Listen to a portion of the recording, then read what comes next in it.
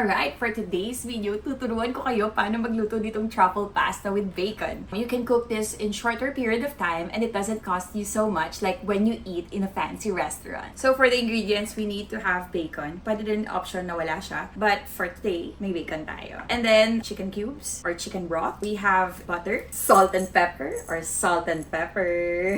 Tapos, meron tayong pasta! And of course, hindi natin makakalimutan ang all-purpose cream. So for the bacon, kailangan natin siya hati-hatiin. Ang tigas niya, ha? Hatiin natin into bite size so it's easier to consume. Lutuin sa air fryer. We're gonna air fry this for 160 degrees and 10 minutes. So for preparation sa pasta, we have to boil water and then put 2 spoons of Himalayan salt. Diba? So shot! Okay, 1, 2.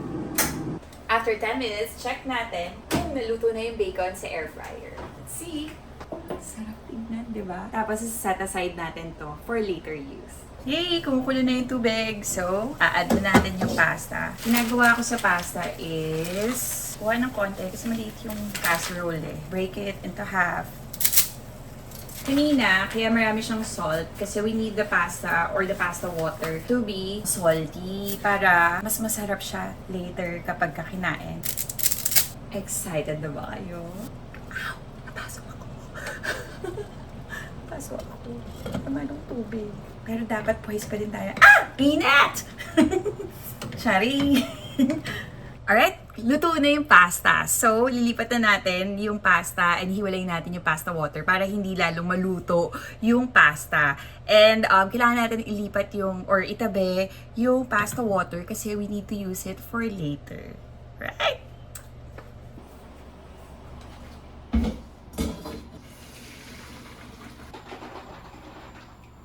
I-rinse natin yung pasta para hindi siya na-overcook. Lipat natin yung pasta water dito ulit para mainit-init pa siya pag ginamit natin later. So, tatakpan natin siya. Sinislice ko rin siya into smaller sizes kasi para mas madali din siyang mag-melt sa pan. Initin muna natin yung pan for the sauce. Ayan, mainit na yung kawali. Lagay na natin yung half of the butter here para ma-melt siya. Sobrang lakas ng hapunan! So, after that, add na natin yung cream. Kasi melt na yung butter. And then, another cream. Sweet lang natin na yung butter and yung cream medyo thick na. Alright, medyo nagbo-boil na siya. So, let's add the chicken cubes or the chicken broth para maluto din siya with the sauce. Ayan, medyo kumakapal na yung, or nagiging thick. Thick! Wow, thick! Nagiging thick na yung sauce. So, while waiting for this, oh, yeah, nagiging thick na talaga siya. Look at that. It's thicker than earlier. Let's add the salt and pepper. And then we can add the pasta already. Add! Tumatalsik na po siya. So, we can add some pasta water para malasan yung thickness niya. Nakita niyo yung consistency kanina from like uberly thick. Ngayon, nalessen yung thickness niya because we add pasta water. Now, we're gonna add the pasta. Ooh.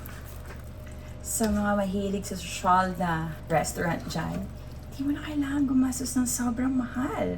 You can enjoy this truffle pasta inside your home and hindi masyadong costly and sobrang bilis pa. Sobrang bilis. Truffle. Yay! Truffle oil.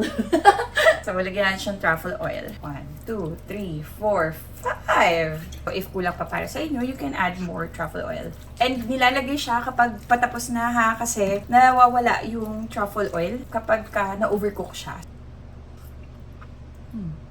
I want it more truffle-ish. So, I'll add more truffle. Napakadami truffle. Sa mura. Etches. Try it ulit.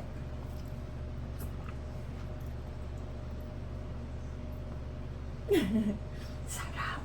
For the finished product,